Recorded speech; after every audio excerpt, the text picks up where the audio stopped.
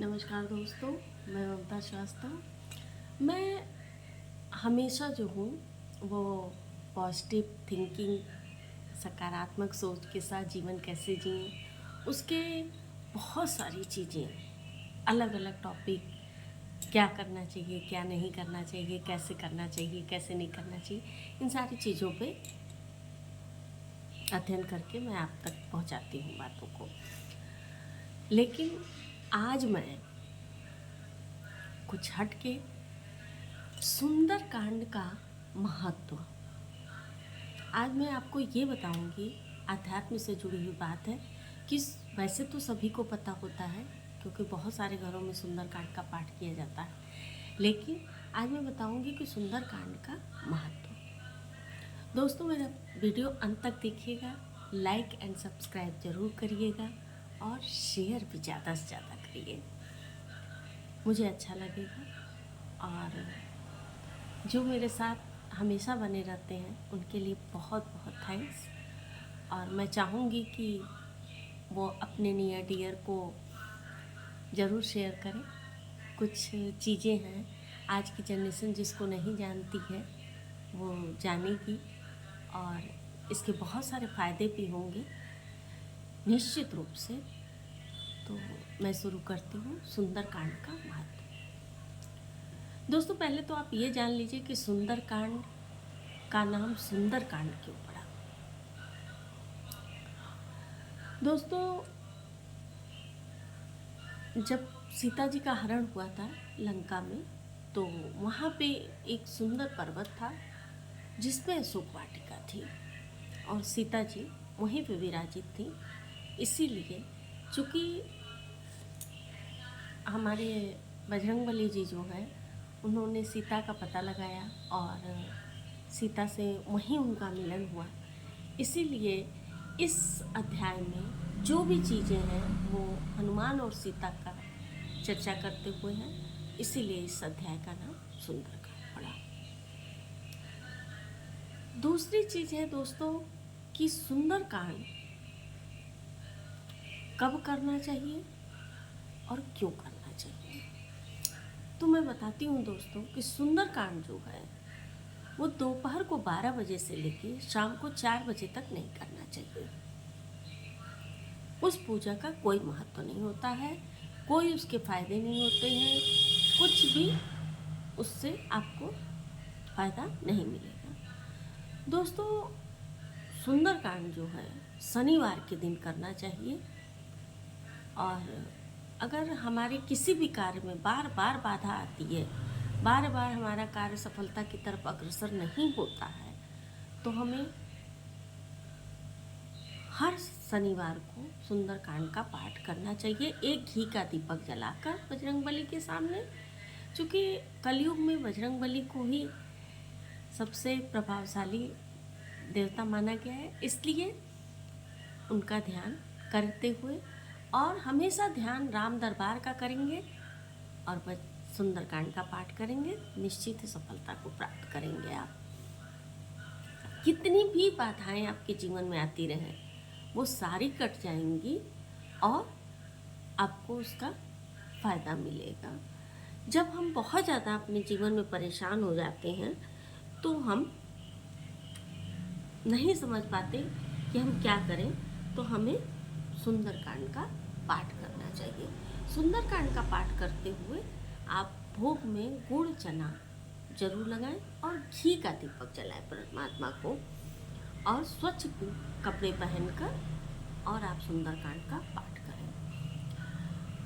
सुंदरकांड का पाठ करने के बाद आप हनुमान चालीसा का पाठ भी अवश्य करें, क्योंकि जब सुंदरकांड का पाठ करते हैं तो हमारे हनुमान चालीसा का पाठ, बजरंग बाण का पाठ जरूर करना चाहिए।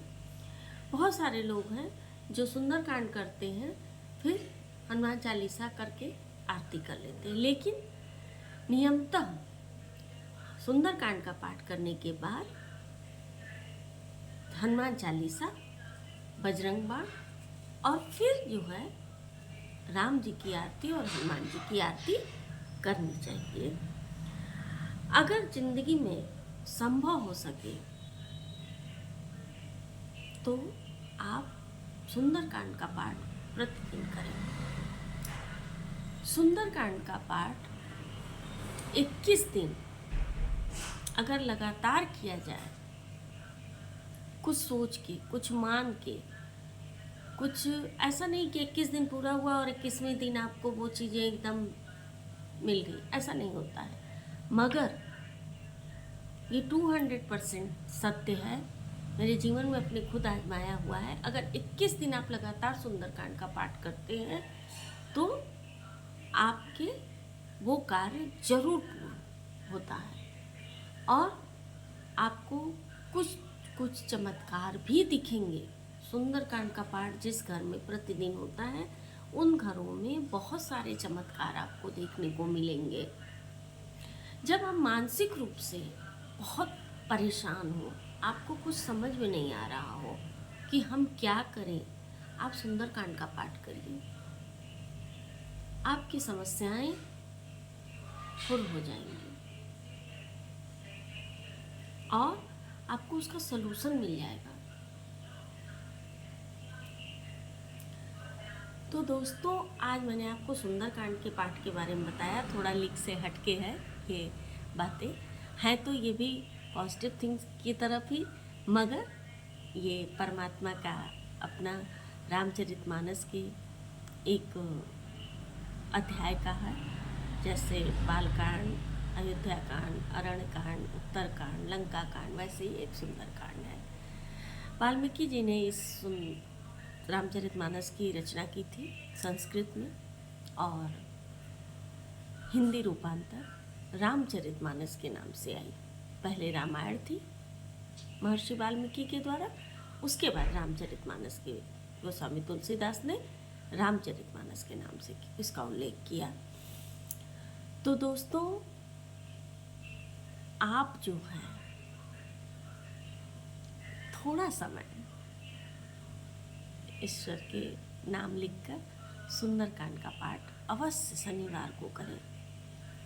आज की जनरेशन जो बहुत नहीं कर पाती है, देखिए इसमें 60 दोहे हैं, आप हफ्ते में बांट लीजिए। एक शनिवार से शुरू करिए, दूसरे शनिवार को ख़त्म कर दीजिए, तो भी आप कर सकते हो।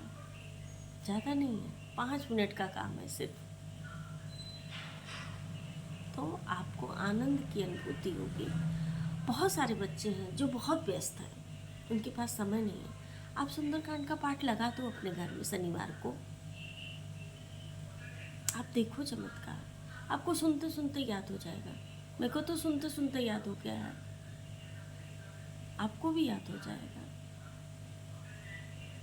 तो दोस्तों, मैं आज बहुत ही छोटे समय के लिए आपके पास आई थी और मैं वीडियो को समाप्त करती हूँ, लेकिन मैं कुछ नया, कुछ अलग, अध्यात्म या सकारात्मक सोच, दोनों में से कुछ भी मैं लेकर आऊँगी आपके सामने। और कोशिश मेरी यही रहेगी कि मैं आप सभी लोगों को सेटिस्फाइड करूं। और मेरा विनम्र निवेदन है कि आप लाइक एंड सब्सक्राइब करें, शेयर भी करें, कमेंट भी करें, क्योंकि आप जब कमेंट करोगे तो मेरे अंदर अगर कुछ अच्छा नहीं है तो मैं उसे सुधारने की कोशिश करूँगी। जय साईं राम। अगले वीडियो में फिर आपके साथ आपके पास।